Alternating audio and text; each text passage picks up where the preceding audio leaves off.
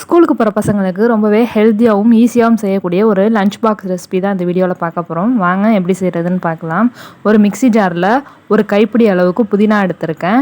இது கூடவே ஒரு கைப்பிடி அளவுக்கு மல்லித்தழை எடுத்திருக்கேன்.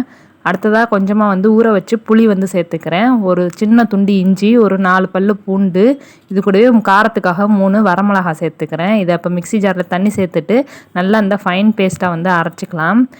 அடுத்ததாக ஒரு கடாயில் தாளிக்கிறதுக்காக 3 டேபிள் ஸ்பூன் அளவுக்கு நல்லெண்ணெய் சேர்த்துருக்கேன். நல்லெண்ணெய் சேர்த்திங்கன்னா அந்த டிஷ் சூப்பராக இருக்கும். இதில் கடலைப்பருப்பு ஃபஸ்ட்டு போட்டு பொரிஞ்சதுக்கப்புறமா கடுகு, உளுந்தம் பருப்பு, கருவேப்பிலை போட்டுக்கலாம். வேர்க்கடலை வேணும்னா ஆட் பண்ணிக்கோங்க. என் பசங்களுக்கு பிடிக்காது, ஸோ அதனால் நான் ஆட் பண்ணல.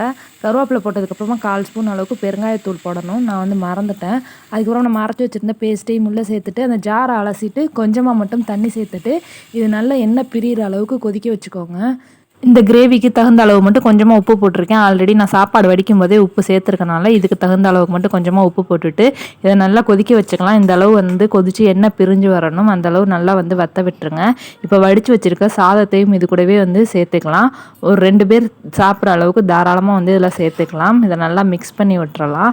பேஸ்ட்டாக அரைக்கும் போது நம்ம புளி சேர்க்கலை அப்படின்னாக்க இந்த கிரேவி கொதிச்சதுக்கப்புறமா 1 ஸ்பூன் அளவுக்கு லெமன் ஜூஸ் கூட மிக்ஸ் பண்ணிவிட்டு நம்ம இந்த மாதிரி சாதத்தை போட்டு கலர்னாலுமே டேஸ்ட்டு சூப்பராக இருக்கும். இது ரெடி ஆயிடுச்சு. நல்லா மொறு மொறுன்னு உருளைக்கிழங்கு வறுவல் கூட சர்வ் பண்ணிங்கன்னா அட்டகாசமாக இருக்கும். கண்டிப்பாக ட்ரை பண்ணி பாருங்கள்.